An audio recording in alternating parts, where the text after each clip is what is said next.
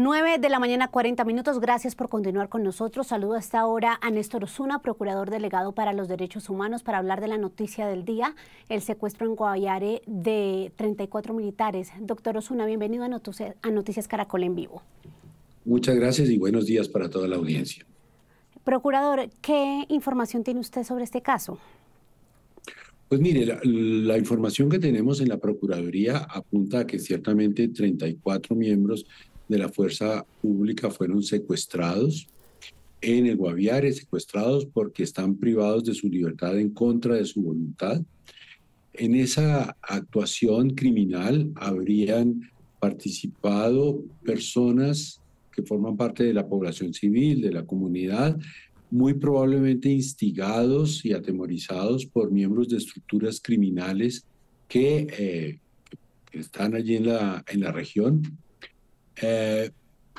Sé que la fuerza pública está adelantando pues lo correspondiente en dos sentidos. Uno, liberar a los militares secuestrados y por otro lado también pues capturar y poner a disposición de la justicia tanto a los autores materiales como a los determinadores de esta situación. Esa es la información que tenemos. También sabemos que al parecer hubo un homicidio, una muerte, no sabemos si en combate, pero digamos, existe la muerte de una persona civil allí.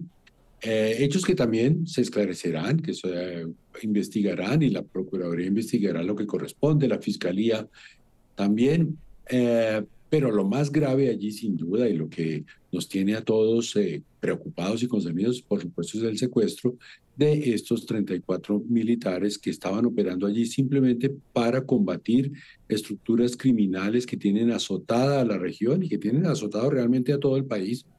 Y que pues, cayeron víctimas en esta situación que es compleja, pero yo creo que la podemos explicar del siguiente modo. Piensen, los militares están acostumbrados a combatir, es decir, a disparar, a combatir con combatientes. Pero si los combatientes ubican a población civil delante, o digamos, o a personas, instigan a la comunidad para que cerque a los militares, ellos por sus protocolos, por sus prácticas de actuación, no disparan. Eso es de agradecer, porque si disparan a la población civil, el problema es aún mayor. Por eso se presenta esta situación, pero es importante que sepamos, la comunidad que está actuando de ese modo, está actuando de modo criminal.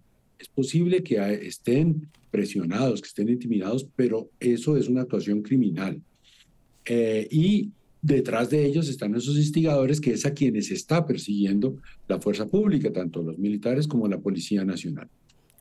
¿Qué se esperaría, procurador Osuna, o cuál es el protocolo de los derechos humanos para una situación tan compleja como estas, cuando la comunidad dice que asesinaron a un integrante suyo en medio de combates como estos? Claro, mire, cuando hay alguna evidencia o alguna denuncia de que haya algún homicidio, pues allí están las autoridades, Fiscalía principalmente, también Procuraduría, también Policía Nacional, para recibir la denuncia y para comenzar la investigación y esclarecer los hechos y capturar a los culpables. Lo que no es admisible es que frente al posible homicidio, supongamos que el homicidio, el asesinato de un miembro de la comunidad por su propia mano decida entonces secuestrar a 14 militares. Eso no son las formas de obedecer, no es una pauta de convivencia, no se ajusta a la ley, no respeta los derechos humanos de nadie, ni siquiera los de los familiares de las víctimas, y por lo tanto, digamos que una vez ocurrido esto, por supuesto, hay protocolos humanitarios que se activan para el rescate de las personas secuestradas, pero también protocolos legales para la persecución y captura de las personas que fueron capturadas. Uno puede entender la ira, si se quiere, la sed de venganza o de justicia, el malestar de la comunidad cuando ve que han matado a alguien, pero eso no justifica que se comporten como aquellos a quienes estamos combatiendo, como aquellos matones de oficio que desarrollan actividades criminales como su quehacer cotidiano. ¿Qué información tienen ustedes en la Procuraduría en puntualmente su oficina para los derechos humanos, de cómo el narcotráfico tiene permeada esas comunidades allí, en esa vereda Nueva York, que nos contaba el alcalde, no solo es de difícil acceso, sino es tierra de nadie. Pues mire, específicamente, ahora que usted me lo pregunta, sobre esa vereda, la información, digamos, que tenemos, hay que mantenerla en alguna reserva para facilitar las operaciones, pero sí le puedo decir que en general somos conscientes y tenemos información de que una de las formas que están utilizando estas estructuras criminales para actuar y para permanecer en impunidad es, digamos, aterrorizar a la población civil para que sea la población civil la que se enfrente a las Fuerzas Armadas, a las fuerzas militares, y ellos estén detrás logrando sus cometidos. Sus cometidos son criminales, no son políticos, ¿no? Es en alguna de las economías ilegales sacar negocio. E intimidan a la población que además es cierto, no ha tenido suficiente atención del Estado en sus necesidades básicas, en educación, en salud. Pero pese a esa situación, sí hemos advertido en la Procuraduría que hay esa situación. ¿Qué cosa quisiera yo resaltar? Aunque a veces es difícil de comprender que las Fuerzas Armadas, muy apegadas, las militares, muy apegados a sus protocolos, cuando esto ocurre, no disparan a la población civil. Eso es muy importante. Sería mucho más grave si lo hicieran. Entonces, situaciones como esta, complejas, dolorosas, digamos, desafiantes de tener 34 militares secuestrados, son muy difíciles. Claro. Pero peor sería si esos 34 militares, cuando se ven asediados por la población civil, hubieran disparado. Respondieran. Sí, pero mire la situación tan compleja. Precisamente ellos, en lo que usted mismo está analizando, procurador, y que uno pueda analizar por la situación, cumplieron con esa parte ya una vez se ven retenidos. Pero mire, y aquí entremos a analizar no el tema de lo que es la problemática social en terreno, sino la problemática de las fuerzas militares, que el ministro de Defensa espere 36 horas para informarle al país de este secuestro y que no haya una estrategia clara, evidentemente, para liberarlos. ¿Qué le deja a usted para analizar, para pensar, procurador? Y mire, justamente el día de ayer tuvimos una larga reunión, casi de toda la mañana, en el despacho del Procurador General con todo el alto mando militar. Estaba allí el ministro de Defensa, estuvo toda la mañana, y los comandantes de las 4 fuerzas y el comandante encargado de la Policía Nacional, analizando la situación, viendo cómo desde la Procuraduría podemos articular, podemos auxiliar para que esas operaciones, digamos, no tengan barreras que los propios miembros de la fuerza pública nos manifestaron que tienen a veces para poder ser efectivos en la protección de los derechos de los ciudadanos. Pero más allá de la reunión, por supuesto que también, si la Procuraduría encuentra que hubo falta de diligencia, que hubo torpeza o que hubo complicidad, sería aún peor, de algún miembro de las Fuerzas Armadas o de alguna autoridad, cualquiera que ella sea, pues por supuesto procede también con la apertura de expedientes disciplinarios que pueden dar con sanciones. Por ahora, lo prioritario es lograr la liberación de los 34 secuestrados y la captura y sometimiento a la justicia de quienes los secuestraron. Digamos, los hechos de lo que ocurrió en el momento, si fue suficientemente diligente o no, también se esclarecerán, pero cada día trae su afán, y el principal ahorita es la liberación de los secuestrados. Sí, pero procurador, el punto aquí de la información es clave, ¿no? O sea, ¿cómo es que el país no se entera en 36 horas de esto? Sí, habría que preguntarle ahí sí al ministro de Defensa, a los actores directos del asunto, qué pasó, si fue que también a ellos se enteraron con algunas horas de retraso, o si tuvieron la información y por alguna razón que pueda ser válida o no serla, prefirieron mantenerla reservada por unas horas. Quiero invitarlo, procuradora, a que escuchemos una corta declaración que le tenemos aquí del alcalde del Retorno sobre esta situación para seguir con la entrevista. Claro que la comunidad también me manifiesta, es que acá nos han atropellado, es que acá nos han maltratado.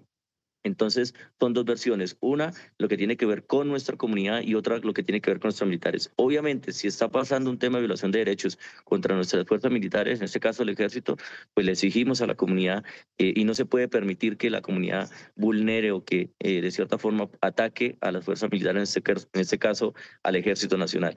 Pero pues si también hay un atropello, hacia la comunidad, pues también no se puede permitir tampoco ese tipo de situaciones. Básicamente esas son las dos versiones que hoy se conocen en el territorio. Y bien, muy en la línea de lo que usted nos venía mencionando y aquí lo que dice el alcalde y la situación me llevan a preguntarle qué pasa con la inteligencia en estos casos. Ya son 23 azonadas, procurador, que terminan en secuestro de militares en solo este año y nada de esto se logra prevenir con inteligencia. ¿Qué está pasando ahí? Digamos, ese es uno de los asuntos pendientes que hay. Yo creo que las Fuerzas Armadas y en general el Estado colombiano necesita fortalecer significativamente sus aparatos de inteligencia, no para espionaje, no para desviarlo a actuaciones que son violaciones de derechos, pero sí para tener en cuenta que, perdóneme que así se me disparó Tranquilo. le decía, es necesario fortalecer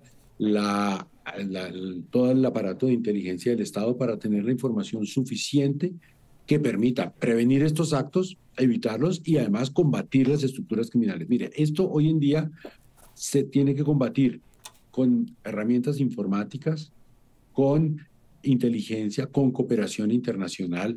No es, digamos, la forma tradicional de perseguir unos criminales. Son estructuras criminales poderosas, internacionales, con muchísimo dinero, con muchísima capacidad de infiltración, y el Estado tiene que estar, digamos, más preparado que ellos para poderlos combatir. Y reconozco, o por lo menos la impresión, la información que yo tengo, la que he recibido, es que en materia de inteligencia tenemos mucho por mejorar. Eso le iba a decir, lo que le entiendo con todo lo que usted me está diciendo es que tenemos unas fallas tremendas en inteligencia para lo que es la preservación de lo que usted hace y de lo que usted vigila, la preservación de los derechos humanos.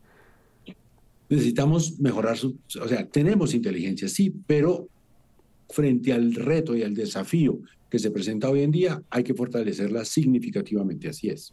Sí, hay un tema que hemos venido tocando, tratando a lo largo de esta mañana, doctor Osuna, que tiene que ver con esa delgada línea de casi que inexistente entre comunidad y grupos narcotraficantes y las disidencias. Cuando esa es la situación y se habla de una persona muerta en extrañas circunstancias que la comunidad dice que es un asesinato porque era de un campesino y el ejército lo cuenta dentro de los abatidos, ¿hay qué lupa qué lente se debe ponerle a la situación? Mire, eso, digamos, lamentablemente esas cosas ocurren en distintos conflictos armados y en el nuestro, pues no ha sido en eso la excepción. Ahí hay unos protocolos, digamos, una cosa es si hay población civil mezclada con combatientes, en ese caso, y la población civil quiso acompañar a los combatientes, ahí las normas internacionales e internas también consideran que es legítimo por parte de la fuerza pública combatir a todos por igual. Otra cosa es si la población civil está allí como rehén o presionada. Eso, por supuesto, con inteligencia se puede saber muy bien qué es lo que está ocurriendo, quién es quién. Las personas del lugar pueden distinguir, aunque, por supuesto, si uno lo mira desde Bogotá, ve pues unas personas vestidas de civil, unos van armados, otros no se sabe muy bien si van armados o no, y podría tener dificultades para identificarlos. Realmente las Fuerzas Armadas tienen capacidad para identificar, para distinguir unos de otros y operar contra unos y no operar con los otros. Puede haber casos, yo no sé si este que ocurrió ayer esté en esa situación específica, porque la investigación apenas va avanzando, en los que hay errores, en los que termine una persona civil muerta por un error que se le consideró combatiente.